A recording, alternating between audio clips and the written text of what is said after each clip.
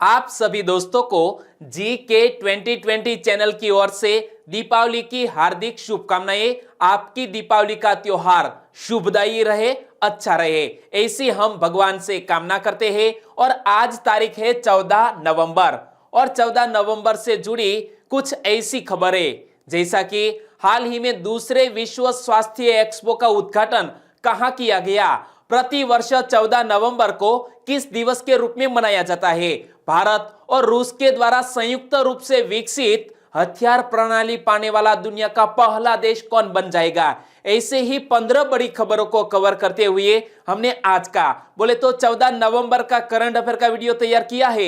यह video last तक देखे। लास्ट में मैं आपसे एक क्वेश्चन पूछूंगा जिसका आंसर आपको नीचे कमेंट बॉक्स में देना है। और अभी तक आपने हमारी जीके 2020 चैनल को सब्सक्राइब नहीं किया है तो सब्सक्राइब कीजिए, बाजू में जो बेल आइकन है उसे भी प्रेस कर दीजिए, क्योंकि आने वाले हर एक वीडियो की अपडेट आपको मिलती रहे। चलिए स्टार्ट करते हैं पहले क्वेश्चन से। प्रत्येक वर्ष 14 नवंबर को किस दिवस के रूप में मनाया जाता है? आज है 14 नवंबर और आज के दिवस को बाल दिवस के रूप में मनाया जाता है, क्योंकि हमारे भारत देश के पहले प्रधानमंत्री जवाहरलाल नेहरू जी का आज जन्म दिवस है। बाल दिवस के रूप में मनाया जाता है। जल्दबाजी में हम शायद ए ऑप्शन टिक मार्क कर सकते हैं, लेकिन आगे पढ़िए कि विश्व मधुमेह दिवस यानी कि वर्ल्ड डायबिटीज डे भी 14 नवंबर को ही मनाया जाता है। यानी कि इस क्वेश्चन का सही आंसर ऑप्शन बी भी है, तो हमारा आंसर बन जाता है ऑप्शन डी, ए और बी दोनों। जी हां दोस्तों, ऐसी जल्दबाजी में गलती मत करिए। यहां हमें चारों ऑप्शन को ध्यान से पढ़ना होगा और बात करते हैं दोनों महत्वपूर्ण दिवस की। सबसे पहले तो हम याद कर ले, यह है हमारा नेशनल चिल्ड्रंस डे, यानी कि राष्ट्रीय बाल दिवस के रूप में मनाया जाता है हमारे भारत देश के पहले प्रधानमंत्री पंडित जवाहरलाल नेहरू जी के जन्म दिवस को। तो बाल दिवस प्रत्येक वर्ष 14 नवंबर को भारत के प्रथम प्रधानमंत्री जवाहरलाल नेहरू के जन्म दिवस के रूप में मनाया जाता है। बच्चे जवाहरलाल नेहरू जी को प्यार से चाचा कहते थे और दोस्तों हमारे प्रधानमंत्री को बच्चे बहुत ही प्यार करते थे और बच्चे उन्हें प्यार से चाचा कहते थे। और जवाहरलाल नेहरू संसदीय सरकार की स्थापना और विदेशी मामलों में गुटनिरपेक्ष नीतियों के लिए विख्यात हुए थे। और पंचशील के सिद्धांतों की हमारे विश्व को भेंट किसने दी है? हमारे प्रधानमंत्री श्री ने। और प्रधानमंत्री श्री के द्वारा एक किताब भी लिखी गई है, the discovery of India. The discovery of India नामक पुस्तक की लेखक कौन है? तो भी हमारा आंसर होना चाहिए पंडित जवाहरलाल नेहरू। और पंडित जवाहरलाल नेहरू जी की बहन विजया लक्ष्मी पंडित बाद में यूनाइटेड नेशंस के महासभा की पहली महिला अध्यक्ष भी बनी थी, तो यह फैक्ट भी याद रख लीजिए। और 14 नवंबर की बात करें तो 14 नवंबर चार्टरा बेंटिंग का जन्मदिन है, जिन्होंने कनाडा के टोरंटो शहर में बेंट के साथ मिलकर सन 1921 में इंसुलिन की खोज की थी। और इंसुलिन की खोज डायबिटीज के जो पेशेंट है उनके लिए एक वरदान के समान है। तो याद रखो 14 नवंबर वर्ल्ड डायबिटीज डे के रूप में मनाया जाता है। क्यों मनाया जाता है वो मैंने आपको बताया। और इतिहास की इस महान खोज को अक्षुण्ण रखने के लिए इंटरनेशनल डायबिटीज फेडरेशन यानी कि IDF द्वारा 14 नवंबर को पिछले 2 दशकों से विश्व डायबिटीज दिवस हर साल मनाया जाता है। और 2020 के यह वर्ल्ड डायबिटीज डे की थीम क्या रखी गई है? प्रति वर्ष एक थीम तय की जाती है और 2020 के वर्ल्ड डायबिटीज डे की थीम रखी गई है, जो मैंने ऑफिशियल साइट पर यहां जाकर पढ़ा तो लिखा था the theme for world diabetes day 2020 is the nurse and diabetes. तो थीम क्या है? द नर्स एंड डायबिटीज 2020 के यह महत्वपूर्ण दिवस की थीम रखी गई है। और यह दिवस किसके द्वारा मनाया जाता है? इंटरनेशनल डायबिटीज फेडरेशन के द्वारा। क्लियर? और दोस्तों इसी तरह हर क्वेश्चन से जुड़े इंपॉर्टेंट फैक्ट मैं आपके सामने रखता हूं। हमारा यह तरीका आपको अच्छा लगता है, लाइक करना मत भूलिएगा। दूसरा क्वेश्चन है स्क्रीन पर, भारत रूस के द्वारा संयुक्त रूप से तैयार हथियार प्रणाली को पाने वाला पहला देश कौन बन जाएगा? जी हां दोस्तों, भारत और रूस के द्वारा तैयार ऐसी तकनीक से विकसित की गई ब्रह्मोस मिसाइल पाने वाला दुनिया का पहला देश बन जाएगा फिलीपींस। यानी कि इस क्वेश्चन का सही आंसर है ऑप्शन सी, फिलीपींस। हमारे भारत और रूस के द्वारा यह हथियार प्रणाली विकसित की गई है और इसका नाम है ब्रह्मोस। यानी कि हमारे भारत की ब्रह्मपुत्रा और रूस की मोस्कवा, इन दोनों नदियों के नाम से बना है यह ब्रह्मोस और वो हमारे भारत देश की एक रक्षा प्रणाली यानी कि मिसाइल सिस्टम है। तो भारत और रूस ने ब्रह्मोस सुपरसोनिक क्रूज मिसाइल को फिलीपींस समेत अन्य देशों को भी बेचने की हाल ही में योजना बनाई है और इसके तहत अगले साल की शुरुआत में फिलीपींस और भारत के बीच इसे लेकर एक समझौता हो सकता है और इसकी बात हाल ही में सामने आई। और ब्रह्मोस की बात करें तो ब्रह्मोस की रेंज भी बढ़ाकर 290 किलोमीटर से 400 किलोमीटर तक बढ़ा दी गई है और इसकी स्पीड ध्वनि से भी 3 गुना ज्यादा है। यानी कि हमारे ध्वनि की रफ्तार से भी ज्यादा तेज गति से यह मिसाइल आक्रमण कर सकती है और इसका हमने दोस्तों समुद्री सतह से भी और वायु से भी यानी कि आकाश में भी इसका सफल परीक्षण किया। हाल ही में किया गया है यह सफल परीक्षण DRDO के द्वारा। मोस्ट इंपोर्टेंट बात है, आप ध्यान से देखो, पिछले महीने 18 अक्टूबर को ब्रह्मोस मिसाइल के 9 सैनिक संस्करण का सफल परीक्षण किया गया था। कौन सा? 9 सैनिक संस्करण का सफल परीक्षण किया गया था। और यहां पर देखिए, इसके बाद वायुसेना ने इस सुपरसोनिक मिसाइल को सुखोई लड़ाकू विमान से, किस लड़ाकू विमान की मदद से? सुखोई लड़ाकू विमान की मदद से सफल परीक्षण किया वायु में। ओके, तो यह हमारी एक बहुत ही बड़ी उपलब्धि कही जा सकती है। और यहां बात करते हैं दोस्तों फिलीपींस देश की। तो फिलीपींस से जुड़ा हुआ एक और क्वेश्चन सुर्खियों में था। हाल ही में फिलीपींस में आए किस समुद्री तूफान ने पूरे देश में भारी तबाही मचाई? तो फिलीपींस में आए इस तूफान का नाम फानफोन था। क्या? फानफोन। और तब भी मैंने आपको फिलीपींस के बारे में बताया था कि आप मैप में देखिए कि बहुत से द्वीपों में बटा हुआ है यह फिलीपींस देश। तो फिलीपींस दक्षिण पूर्व एशिया में स्थित एक देश है और पश्चिमी प्रशांत महासागर में स्थित 7107 द्वीपों से मिलकर यह देश बना है और जिसकी कैपिटल का नाम क्या है? मनीला। फिलीपींस के राष्ट्रपति कौन है? Rodrigo Duterte. इमेज में आप देख सकते हैं। और फिलीपींस की करेंसी है पेसो और एशियाई विकास बैंक का हेडक्वार्टर फिलीपींस के मंडालुयोंग शहर में स्थित है। कहां पर? हमारे ADB का हेडक्वार्टर फिलीपींस के मंडालुयोंग शहर में स्थित है। तीसरा क्वेश्चन, दूसरे विश्व स्वास्थ्य एक्सपो का उद्घाटन कहां हुआ? दोस्तों वर्ल्ड हेल्थ एक्सपो और यह दूसरा संस्करण है। तो दूसरे विश्व स्वास्थ्य एक्सपो का उद्घाटन चीन के एक शहर, यूं तो चारों शहर है वो चीन में स्थित है, लेकिन यह दूसरे विश्व स्वास्थ्य एक्सपो का उद्घाटन हाल ही में वुहान शहर में हुआ है। यानी कि इस क्वेश्चन का सही आंसर है वुहान। और मध्य चीन के हुबेई प्रांत की राजधानी वुहान में 11 नवंबर को, कब? 11 नवंबर को दूसरे विश्व स्वास्थ्य एक्सपो का उद्घाटन किया गया। और यहां देख सकते हैं खूबसूरत यह वुहान सिटी। और इस साल के एक्सपो में वैश्विक स्वास्थ्य उद्योग में सबसे अत्याधुनिक विज्ञान और प्रौद्योगिकी प्रदर्शित करने पर ध्यान केंद्रित किया जा रहा है, जिससे वुहान को वैश्विक स्वास्थ्य उद्योगों का शहर बनाने में मदद मिलेगी। क्या? वैश्विक स्वास्थ्य उद्योगों का शहर बनाने में मदद मिलेगी। और दोस्तों वुहान की पहचान दोस्तों कौन नहीं जानता, क्योंकि कोविड-19 का पहला जो मामला था वो भी इसी शहर में हुआ था। और इसीलिए आपको याद रखना है कि कोविड-19 की उत्पत्ति यानी कि इसका पहला मामला कहां दर्ज किया गया था? वुहान सिटी में। तो देखो, चीन का वुहान वो शहर है जहां कोरोना वायरस का कहर शुरू हुआ। और चीन की यांगजी, दोस्तों 2 नदियां हैं, यहां आप देख सकते हैं दोस्तों, कलर ही कुछ अलग है, यहां कुछ इस तरह का और यहां कुछ इस तरह का। तो यहां 2 नदियां मिलती है जहां पर बसा हुआ है यह वुहान शहर। तो चीन की यांगजी जो भूरे रंग की है, यहां भूरे रंग की देख रहे हैं यांगजी, और हान नदी जो यहां नीले रंग की है, तो नीले रंग की, इसका संगम इसी वुहान शहर में होता है।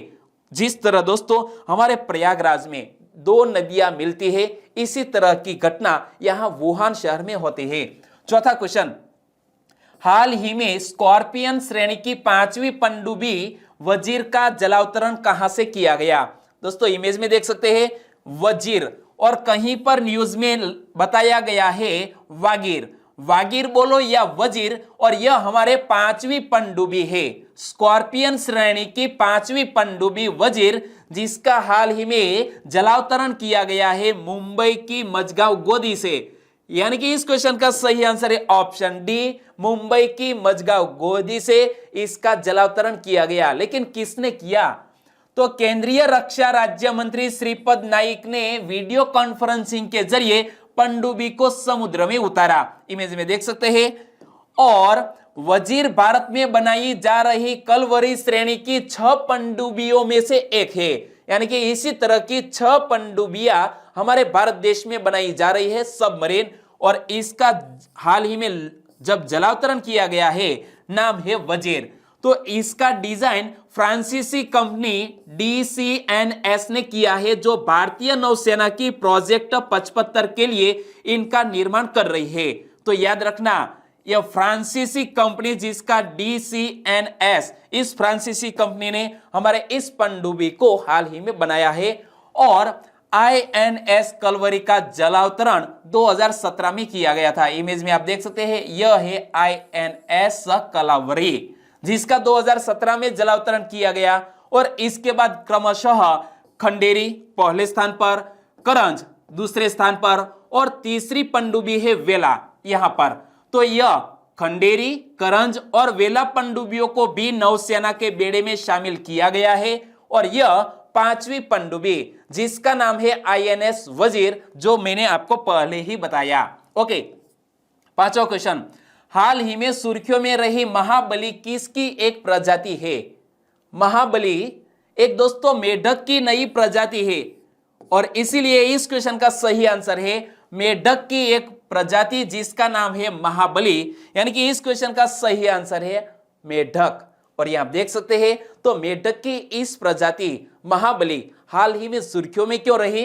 तो केरल राज्य सरकार के अनुसार पश्चिमी घाट में पाए जाने वाले बैंगनी रंग के दुर्लभ महाबली या तो मावेली मेढक को जल्द ही केरल का आधिकारिक उभयचर घोषित किया जा सकता है। जी हां, केरल का आधिकारिक उभयचर घोषित किया जा सकता है इस मेढक को, जिसे महाबली की प्रजाति कहते हैं। और इस मेढक की खोज कुछ वर्ष पहले दिल्ली के विश्वविद्यालय के प्रोफेसर, यहां इमेज में देख सकते हैं, नाम है SD बीजू, क्या SD बीजू द्वारा इडुक्की जिले में की गई थी। तो मेढक की इस प्रजाति आधिकारिक रूप से केरल का एक उभयजीवी प्राणी बनने जा रहा है। और महाबली यानी कि मावेली मेढक मुख्यतः पश्चिमी घाट में पाया जाता है। कहां पर? वेस्टर्न घाट में पाया जाता है। और वो IUCN की रेड सूची में भी शामिल है। यानी कि विलुप्ति के कगार पर कोई भी यदि प्राणी या पक्षी होता है, इसे इसी सूची में शामिल किया जाता है। तो इसका निवास स्थान मुख्यतः केरल की इलायची पहाड़ियों में है। कहां पर? इलायची पहाड़ियों में है। और international union for conservation of nature यानी कि IUCN की रेड लिस्ट में एंडेजर्ड सूची में शामिल है यह महाबली प्रजाति का मेढक। ओके, और यहां आप मैप में देखिए, कर्नाटक और तमिलनाडु से सटा हुआ है यह केरल राज्य। केरल की कैपिटल का नाम है तिरुवनंतपुरम, और केरल की मुख्य भाषा है मलयालम। तो केरल के राज्यपाल आरिफ मोहम्मद खान और केरल के मुख्यमंत्री है पिनराई विजयन।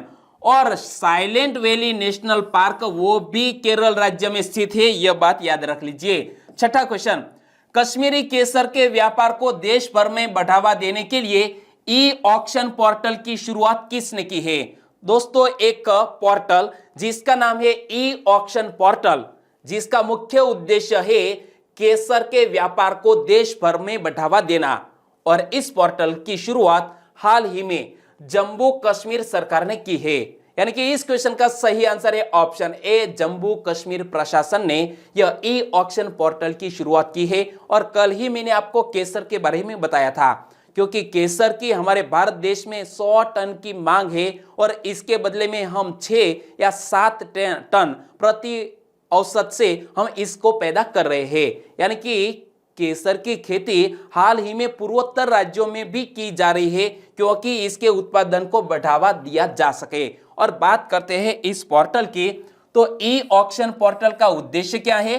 खरीदारों को बढ़िया किस्म का कश्मीरी केसर मुहैया कराना। और कल ही मैंने बताया था कि यह कश्मीरी केसर खास तौर पर करेवा नामक मिट्टी में ही इसकी खेती की जा सकती है, करेवा नामक मिट्टी में। और ई ऑक्शन से केसर की खेती करने वाले किसानों को उपज का अधिकतम मूल्य मिलेगा और खरीदार भी आश्वस्त होंगे कि पोर्टल के जरिए केसर की खरीदी से उन्हें प्रमाणित उत्पाद मिलेगा, यानी कि कोई भी धोखाधड़ी नहीं होगी। और दोस्तों आपको पता है कि कश्मीर के केसर को जीआई टैग भी दिया गया है। और जम्मू कश्मीर के कृषि निदेशक कौन है? अल्ताफ एजान एद्राबी। क्या? अल्ताफ एजाज एद्राबी, वो यहां इमेज में देख सकते हैं, वो है जम्मू कश्मीर के कृषि निदेशक। और यहां आप मैप में देखिए कि पिछले साल अगस्त 2019 तक यह भारत का राज्य था, लेकिन अब 2 केंद्र शासित प्रदेशों में बढ़ गया है हमारा जम्मू कश्मीर। तो जम्मू और कश्मीर 5 अगस्त 2019 तक भारत का एक राज्य था, जिसे अगस्त 2019 में द्विविभाजित कर जम्मू और कश्मीर और लद्दाख नामक 2 केंद्र शासित प्रदेश के रूप में स्थापित कर दिया गया है। और वर्तमान समय में जम्मू कश्मीर के लेफ्टिनेंट गवर्नर कौन है? मनोज सिन्हा। और लद्दाख के लेफ्टिनेंट गवर्नर कौन है? तो RK माथुर, यानी कि राधा कृष्ण माथुर। 7वां क्वेश्चन, गुजरात में कच्छ जिले के धोरडो में सीमांत विकासोत्सव 2020 का उद्घाटन किसने किया? यहां पढ़िए, सीमांत क्षेत्र विकासोत्सव 2020, और इसका उद्घाटन हमारे भारत देश के गृह मंत्री अमित शाह ने किया है। यानी कि इस क्वेश्चन का सही आंसर है ऑप्शन बी, अमित शाह। और उन्होंने सीमांत क्षेत्र विकासोत्सव 2020 का उद्घाटन किया है। और यह तारीख कौन सी है? 12 नवंबर 2020 को।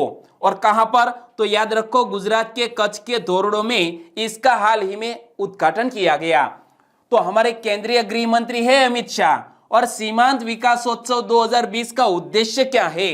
तो इस विकासोत्सव का उद्देश्य है सीमावर्ती गांवों में हमारे जो नागरिक रहते हैं उनको इतनी ही सुविधा मिले जितनी अहमदाबाद, दिल्ली और मुंबई के नागरिकों को मिलती है।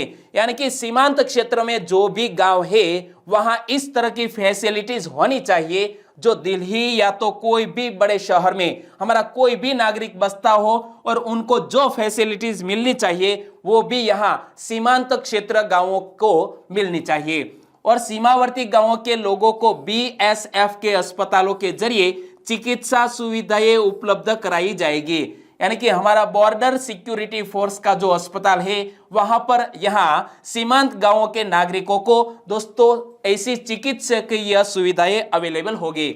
और मुख्यमंत्री विजय रूपाणी, यहाँ इमेज में देख सकते हैं, मुख्यमंत्री श्री विजय भाई रूपाणी, उनके साथ है यहाँ हमारे भारत देश के गृह मंत्री अमित शाह। तो हमारे विजय रूपाणी जी ने कहा है कि सीमावर्ती कच्छ जिले में 30,000 मेगावाट क्षमता वाला, कितना?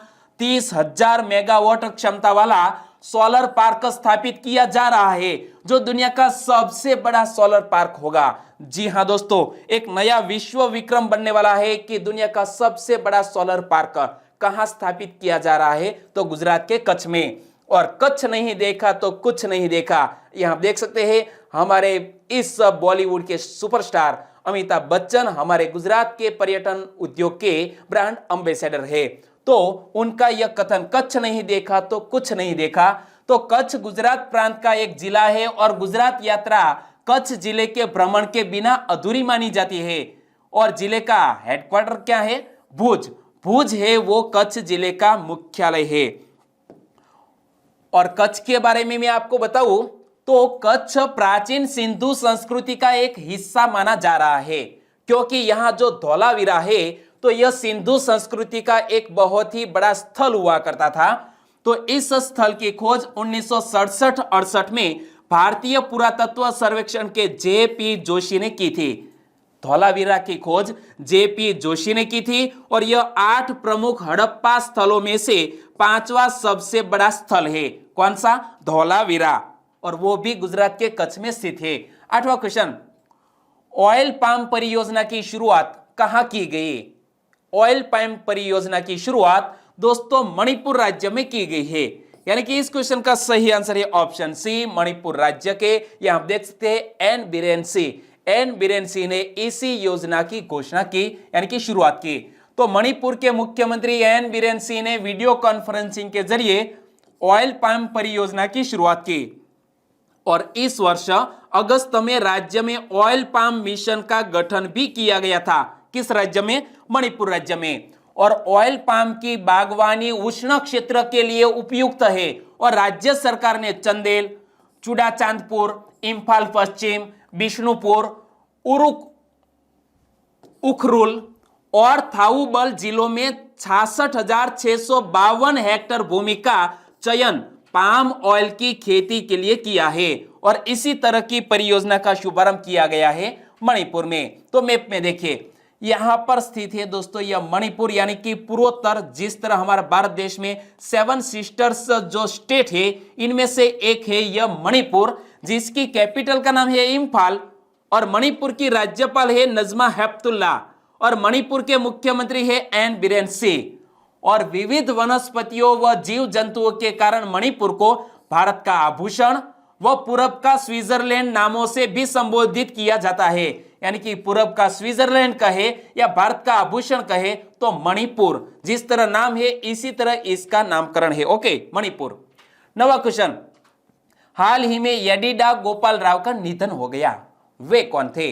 इमेज में देख सकते हैं येडिडा गोपाल राव का निधन हो गया। वो दोस्तों एक जाने माने समाचार वाचक थे, यानी कि इस क्वेश्चन का सही आंसर थे ऑप्शन बी समाचार वाचक। नाम है येडिडा गोपाल राव जिसका निधन हो गया है। तो आकाशवाणी के जाने माने तेलुगु समाचार वाचक, कौन से? तेलुगु समाचार वाचक येडिडा गोपाल राव का हैदराबाद में निधन हो गया। वे 83 वर्ष के थे और उन्होंने 3 दशक यानी कि 30 वर्षों से अधिक समय तक आकाशवाणी के समाचार सेवा प्रभाग की तेलुगु भाषा इकाई में सेवाएं दी और येडिडा गोपाल राव कुछ समय के लिए इस इकाई के प्रमुख भी रहे थे। वे रंगमंच से भी जुड़े थे और महात्मा गांधी की एक भूमिका में उनकी अदाकारी की काफी सराहना हुई थी। इमेज में देख सकते हैं येडिडा गोपाल राव, उन्होंने एक किरदार निभाया था हमारे पूज्य बापू का और इस किरदार में इस हमारे समाचार वाचक को काफी सम्मान मिला था। 10वां क्वेश्चन, भारत में अब रामसर स्थलों की संख्या कितनी हो गई है? भारत में रामसर साइट्स की संख्या अब 39 हो गई है, 39, यानी कि इस क्वेश्चन का सही आंसर है ऑप्शन डी 39। और हाल ही में सुर्खियों में आया है बेगूसराय की कंवर झील बनी है रामसर स्थल और इसी तरह भारत में 39 ऐसे रामसर साइट हो गए हैं। तो हमारे पर्यावरण, वन और जलवायु परिवर्तन मंत्री कौन है? प्रकाश जावड़ेकर जी। और प्रकाश जावड़ेकर जी ने यह घोषणा की है और उन्होंने ट्विटर के जरिए हाल ही में यह सूचना दी, इंफॉर्मेशन दी कि बिहार अब रामसर स्थलों के नक्शे में शामिल हो गया है। बेगूसराय में कबरतल स्थित राज्य का पहला रामसर स्थल अंतरराष्ट्रीय महत्व का आर्द्र भूमि स्थल बनने जा रहा है और रामसर साइट की वजह से यह बहुत से पक्षी यहाँ दोस्तों निवास करने आते हैं। तो मध्य एशिया से आने वाले प्रवासी पक्षियों के लिए एक आकर्षण, शरण स्थली और जैव विविधता का महत्वपूर्ण केंद्र है। ओके, यहां पढ़ सकते हैं। तो कबरतल इन बिहार और designated as Ramsar sites, clear. और ऐसे हमारे भारत देश में 39 रामसर साइट्स है और इसे मिलाकर भारत में अब 39 राम स्थल हो गए हैं, क्लियर। 11वां क्वेश्चन, हाल ही में इंटरनेशनल टेबल टेनिस फेडरेशन महिला विश्व कप खिताब किसने जीता? ITTF महिला विश्व कप खिताब जीत लिया है चीन की एक जानी मानी टेबल टेनिस प्लेयर जिसका नाम है चेन मेंग, यानी कि विश्व की पहले नंबर की एक टेबल टेनिस प्लेयर है चेन मेंग। उन्होंने ITTF महिला विश्व कप का खिताब जीत लिया है और यहाँ जो पहले स्थान पर है इसी का नाम है चेन मेंग। तो चेन मेंग किस देश की खिलाड़ी है? इस तरह का एग्जामिनेशन में क्वेश्चन पूछ लिया जाए तो हमारा आंसर होना चाहिए चीन की एक जानी मानी यह टेबल टेनिस प्लेयर है चेन मेंग। और टेबल टेनिस में दुनिया की नंबर 1 खिलाड़ी भी है और चेन मेंग ने किसको हराया? तो अपने ही चीन देश के यानी कि अपनी हम वतन सुन यिंगशा, इमेज में देख सकते हैं दूसरे नंबर पर सुन यिंगशा को हराकर चेन मेंग ने यह ITTF महिला विश्व कप जीत लिया है। और ITTF महिला विश्व कप कहां आयोजित किया गया? तो चीन के वहाई में। कहां पर? चीन के वहाई में यह विश्व कप आयोजित किया गया। और वर्ष 2020 ITTF महिला विश्व कप ITTF पोषित 24वां संस्करण था। कौन सा? 24वां संस्करण जो आयोजित किया गया है चीन के वहाई में। ओके, 12वां क्वेश्चन, मूडीज ने साल 2020 में भारत की जीडीपी कितने प्रतिशत रहने का अनुमान जताया है? मूडीज जो एक अमेरिका की एक क्रेडिट रेटिंग एजेंसी है, उन्होंने 2020 में भारत की जीडीपी नेगेटिव 8.9% रहने का अनुमान लगाया है। यानी कि इस क्वेश्चन का सही आंसर है ऑप्शन सी, नेगेटिव 8.9%। तो रेटिंग एजेंसी मूडीज ने कैलेंडर वर्ष 2020 में भारत की जीडीपी -8.9% रहने का अनुमान जताया है। और इससे पहले यह अनुमान मूडीज ने -9.6% लगाया गया था। और हाल ही में उन्होंने कुछ बदलाव किया है और आने वाले वर्ष की भी बात कर दी है मूडीज ने। इसके अलावा मूडीज द्वारा कैलेंडर वर्ष 2021 में भारत की जीडीपी वृद्धि 8.1% के पहले अनुमान की तुलना में अब 8.6% की दर से बढ़ने का एक अनुमान लगाया है मूडीज ने। और मूडीज की बात करें तो यह एक अमेरिकी क्रेडिट रेटिंग एजेंसी है और मूडीज की स्थापना 1909 में हुई, जिसके स्थापक कौन है? जॉन मूडी, इमेज में आप देख सकते हैं। और मूडीज का हेडक्वार्टर अमेरिका के न्यूयॉर्क शहर में स्थित है। 13वां क्वेश्चन, आत्मनिर्भर पैकेज 3.0 का ऐलान किसने किया है? आत्मनिर्भर पैकेज 3.0 का ऐलान हमारे भारत देश की वित्त मंत्री निर्मला सीतारमण जी ने किया है। यानी कि इस क्वेश्चन का सही आंसर है option A, Nirmala Sitharaman.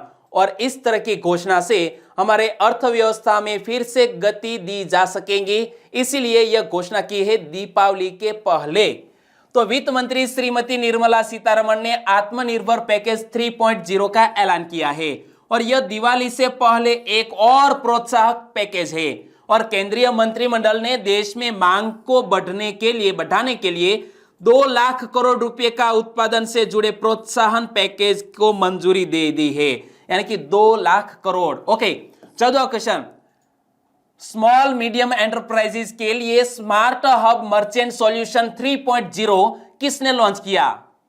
Small medium enterprises के लिए smart hub merchant solution 3.0 launch किया है HDFC बैंक ने।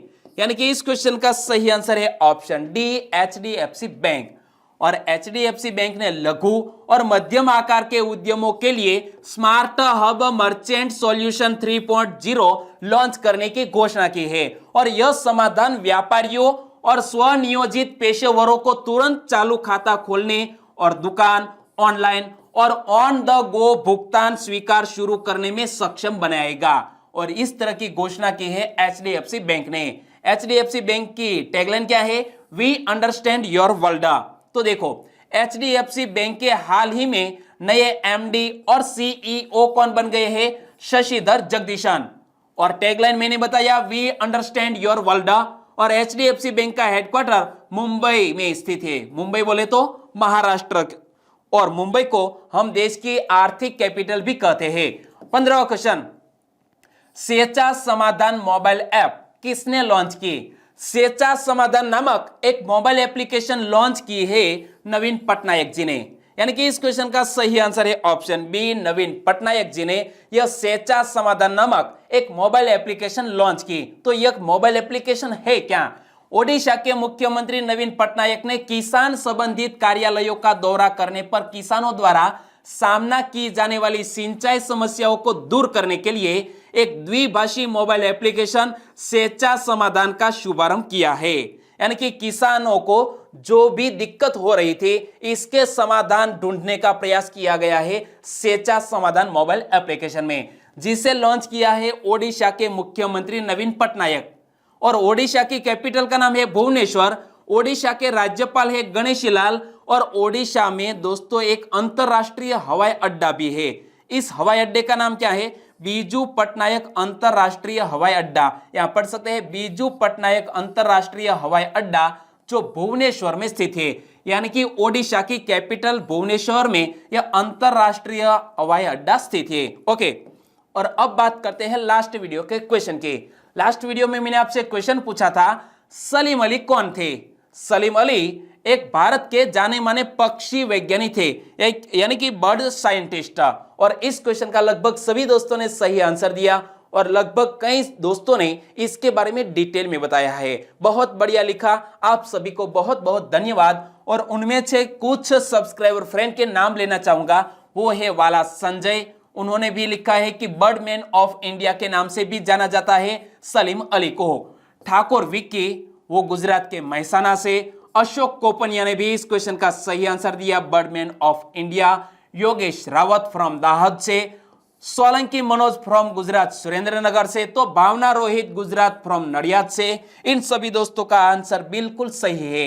और अश्विन डामोर, उन्होंने इसके बारे में डिटेल में बताया है, पूरा नाम क्या है, जन्म कब हुआ और उसके बारे में डिटेल में बताया। बहुत बढ़िया अश्विन कुमार जी।